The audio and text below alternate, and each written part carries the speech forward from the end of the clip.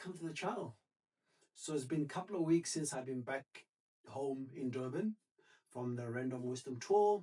Firstly, I want to say thank you for the guys who've subscribed, who have engaged, whether on LinkedIn, Facebook, YouTube, or face to face. Those engagements are really appreciated. And today, we really want to spend some time just answering some of the questions people have been asking me. So I have a certain number of questions I get from LinkedIn, Facebook, or from other personal interactions I've had since I've been back from the trip. So without wasting any more time, we're going to shoot. Our first question comes from our friends from Facebook. The question is, how did you know when it was time to walk away from corporate? I think for me, this is a very important question, right? And thank you for the question. I think the first thing is to know is there's not a moment, right? You're not gonna wake up one day and know it's the moment. I think it's gradual, right? We lose who we are over time. We agree to decisions that we know that align with who we are. We make calls that don't align with who we are, and we support and endorse the behavior that we know is not aligned with who we are. It happens over time.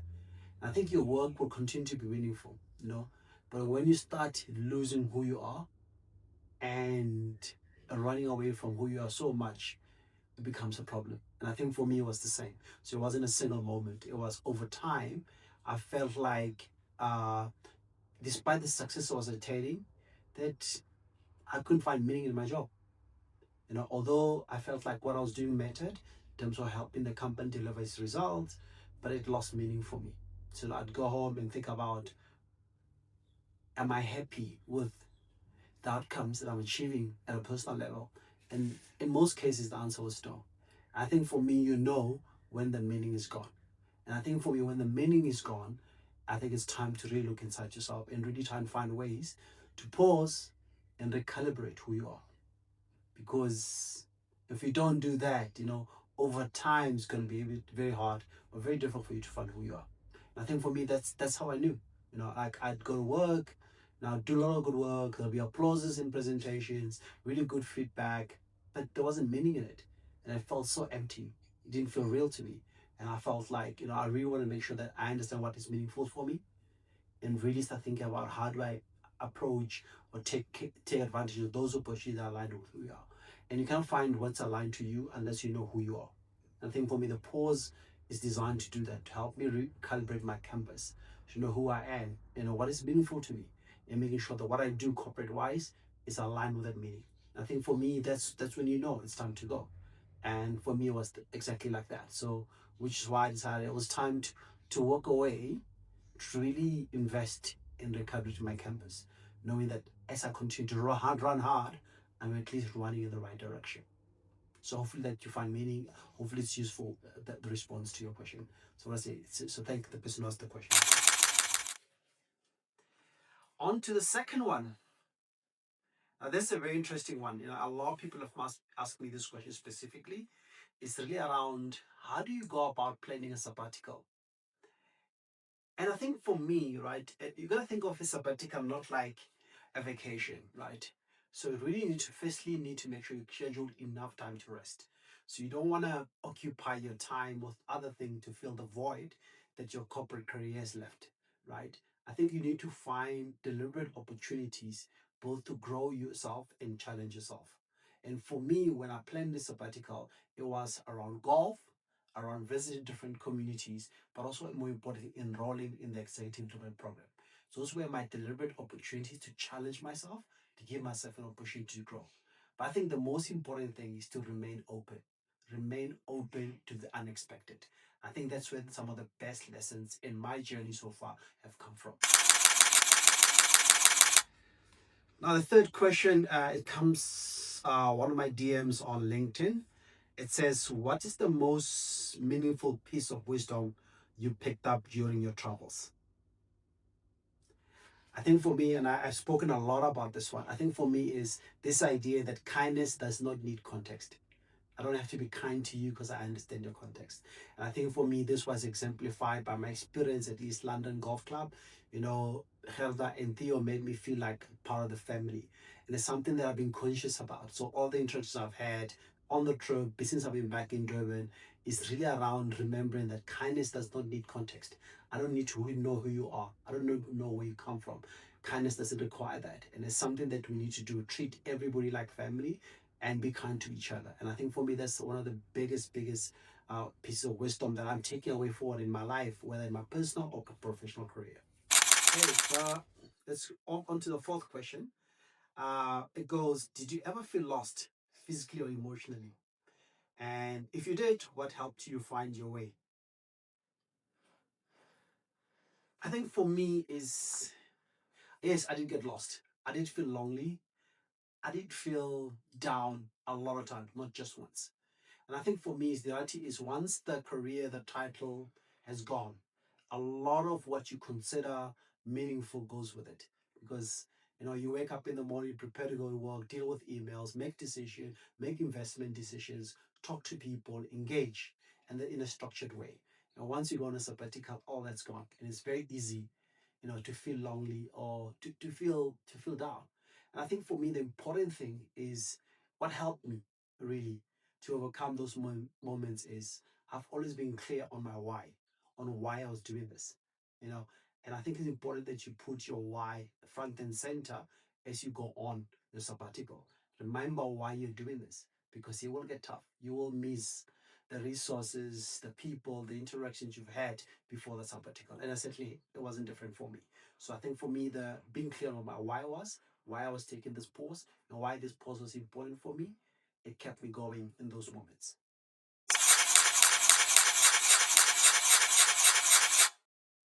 Yeah, one of my favorite questions, right? It says, it's this one is it's actually I was asked while playing since I've been back in Durban by a friend. He asked me what was my favorite golf course on the trip. And I think for me, hands down, it's the links in Fancourt. It's an amazing golf course. The layout, practice facilities, the interactions, I think they feel deliberately designed to give you a great experience. And I think for me, that will stay with me. It's actually deserving of the honor to be the number one golf course in South Africa. It was just out of this world. And the next question is, which destination would you love to revisit? I think for me, this is very easy. I think I spoke about it to say the links is my favorite golf course. But I think having played the links on my own, although it sounds amazing, it wasn't the experience I'd hoped for. And I think for me, golf is meant to be shared, and something as beautiful as the links is meant to be shared. And I really hope to go back there again with my tribe and really share the experience with, because I think with someone to share the experience with, I'll enjoy the course even better. And I'd love to go back, definitely. The next question is, it's also from LinkedIn. It says, what destination surprised you most and why? I think for me, to be honest with you, I had high hopes of Grafrenet. And it was really around the place I was gonna stay in Grafrenet, Kampedu Nature Reserve, the Valley of Descendants. And one of the things I want to do, which was by the way, was to visit, just to walk through the memories of Robert Mangaliso Sobukwe. And I think for me, that experience touched me in a way that I didn't expect. It reminded me why I love Robert Sobukwe so much, why he's such a personal hero, and what it means for me to try and emulate some of the things he's been able to achieve, the kind of leader he was. And I think for me, it reminded me, that we are fortunate to have people who really were prepared to sacrifice, the ultimate sacrifice, their lives, their families, for us to have the country we have today and the opportunities we have today.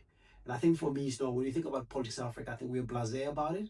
But I think that moment for me really surprised me how emotional I felt to really reminisce or walk through some of Robert Sobukwe's last steps. So really, really, really amazing experience for me.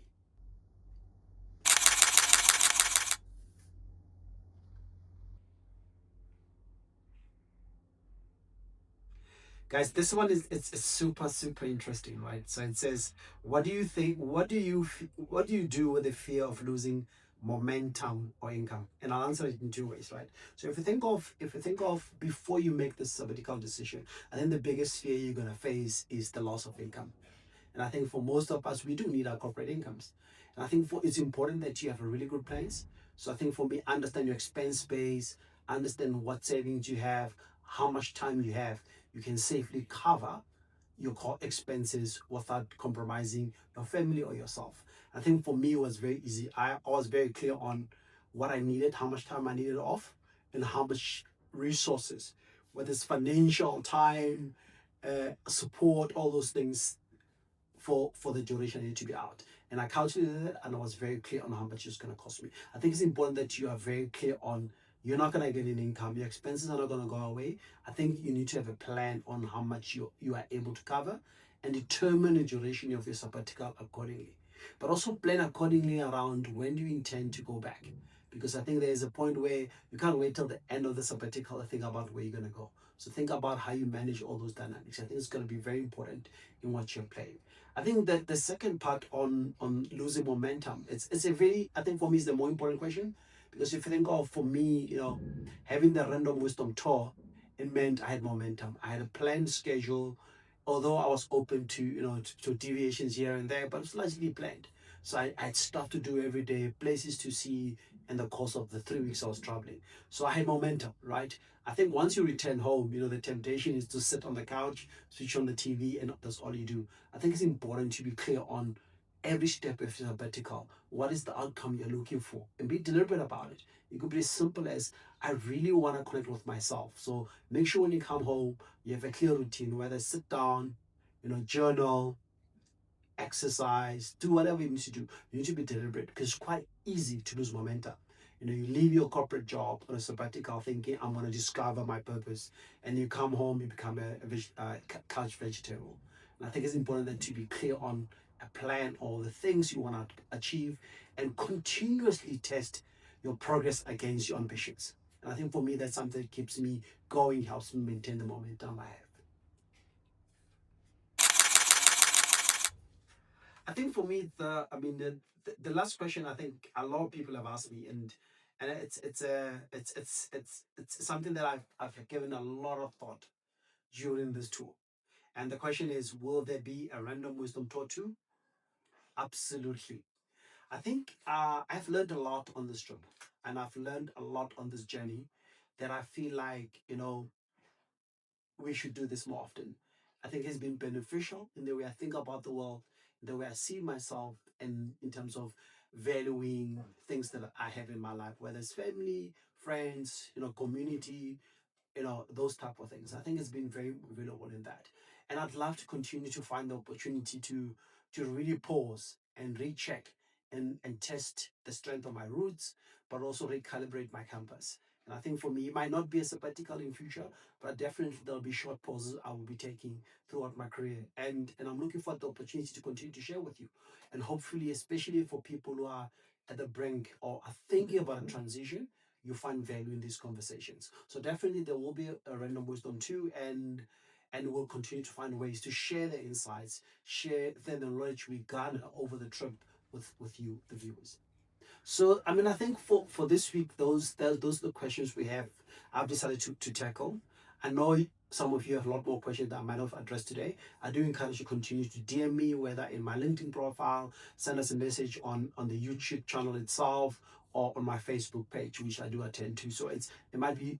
I encourage you to continue to ask your questions, and I'll try and answer as many as I can. And I'll reach out to those who need me to reach out. But I want to say thank you for being with me on this journey. This journey has been a big lesson, and I've tried to be humble, to be who I am, put myself out there. Hasn't been easy, and I can guarantee you, putting yourself out there is hard, but it's important, right? And that's how you grow. I'm hoping that not everyone has to take a sabbatical to have a pause, but hopefully through my journey, you've been able to find easier, smaller things you could do throughout your journey, to find the pause, whether it's on a daily, weekly, monthly basis. So I want to wish you luck in your journey and can't wait to talk to you again when I have an opportunity to really go a little bit more depth around the overall experience of the trip and what I've learned and how I think it can benefit you. So once again, thank you for your time. Really appreciate your efforts and your support in this regard. Thank you very much.